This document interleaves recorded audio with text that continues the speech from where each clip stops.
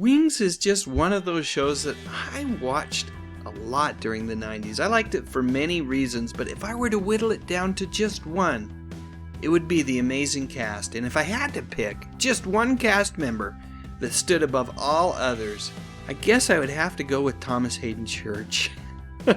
Fooled you.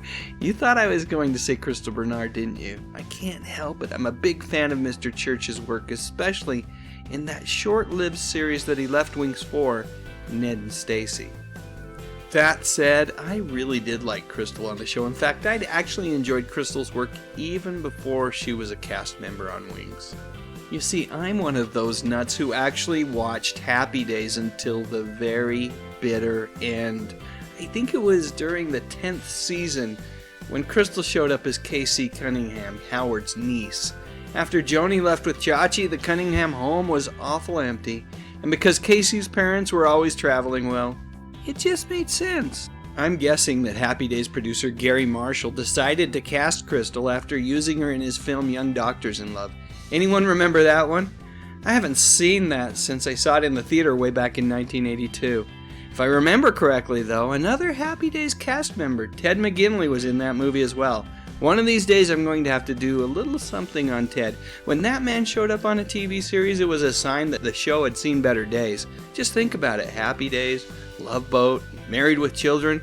For years and years I thought Ted was also on Welcome Back, Kotter, but it turned out that that was someone else. After Happy Days, Crystal showed up on the syndicated version of It's a Living, where she starred as waitress Amy Tompkins. You know, lots of folks remember It's a Living for Ann Gillian's Sassy Cassie, but Crystal was actually on the show longer than Ann, 4 seasons compared to her 3. And during that same time, Crystal also starred in a low-budget B-movie teen horror film titled Slumber Party Massacre 2.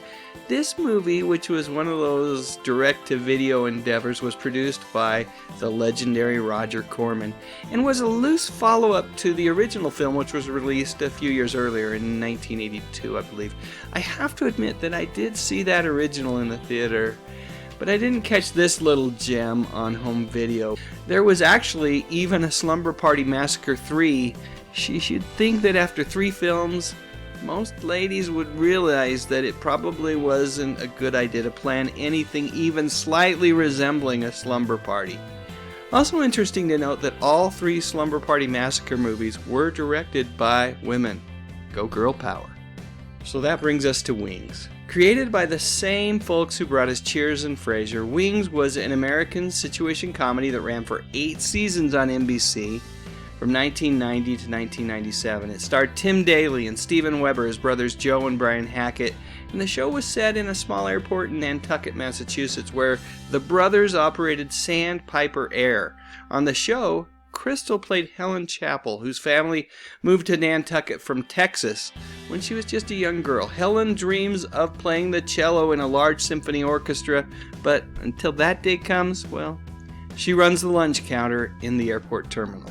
So we probably should talk about Crystal's music career just a little bit.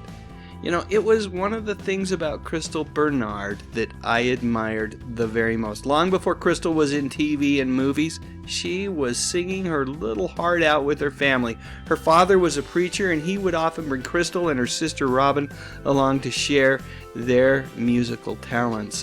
In 1995, right during Wings' heyday, Crystal recorded a duet with the former lead singer of Chicago, Peter Cetera, that raced up the adult contemporary charts. And Crystal followed that up with a couple of really darn fine country albums.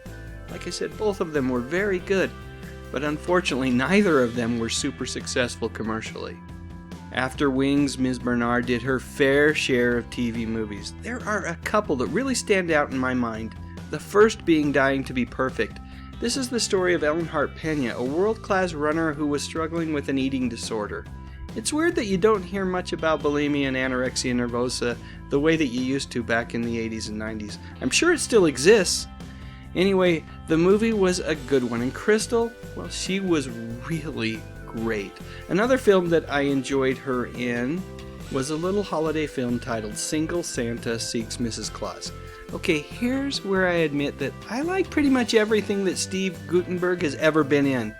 and you add Crystal to the mix and make the movie a holiday film, well, you've got a winner, at least in my book. I'm a sucker for those holiday romances that show up every December on Lifetime and the Hallmark Channel here in the US. After that, Crystal just seemed to disappear. Her last TV movie, Grave Misconduct, aired way back in 2008. That's 11 years ago. So where did she go? And was it her choice to leave? Those are questions that I just can't seem to answer. I wish I could. Unfortunately, there aren't any recent interviews out there in print or on air that would help us understand just what Ms. Bernard has been up to. I did find this on YouTube. Back in 2014, Crystal helped the legendary Jim Messina reinterpret his classic Loggins and Messina track, Watching the River Run. But then it seems like she just disappeared again. It is possible that Crystal is just living her best life, a life away from the prying eye of public scrutiny. But then I thought, I wonder if Crystal is on Twitter. And wouldn't you know it, there she was. She hasn't posted anything for a couple of years, but there are a few things that we can glean from her Twitter account. The first thing being that apparently Crystal didn't think much about Katie Holmes' appearance on So You Think You Can Dance. Now, I've got to admit that I haven't seen that particular appearance. I'm not a big fan of those shows. Although, based on the image here, it looks like she might be channeling Judy Garland. It couldn't be that bad, could it?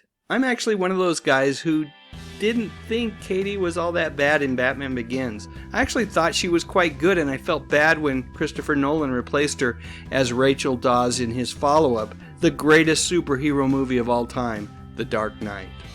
Here's another thing that's kinda interesting. It would seem that Crystal was somehow involved in a follow-up to the movie Forget Paris, which starred Billy Crystal and Deborah Winger. However, when you click on the Twitter account link, you get a message saying that the account doesn't exist anymore. My guess is that there was a sequel in the works to Forget Paris. It has fallen apart, and that's kind of a bummer because I enjoyed that movie and would have been very interested to see a follow-up of some sort, especially if Crystal had been involved. So that's it. I really wish I had more of an update, but I don't. Like I said earlier, I'm just hoping that Crystal is living the life that she wants. Hopefully it's a happy one. For heaven's sake, over the years, Ms. Bernard has brought us a ton of joy. Let's hope that she saved a little bit of that joy and happiness for herself. So let's close with this picture. It's a good one, and it's how I choose to remember her, singing her heart out. There's a great song from Crystal's first album called State of Mind. If you've never heard it, check it out. I think you'll like it. All right, now it's your turn. Please feel free to share your thoughts in the comments section, and while you're at it, I would appreciate a thumbs up, and what the heck, why not subscribe to my little channel? I talk about music, movies, and television, mostly from the 50s, 60s, 70s, and 80s. You know, the good stuff. But most importantly, and as always, thank you so much for watching.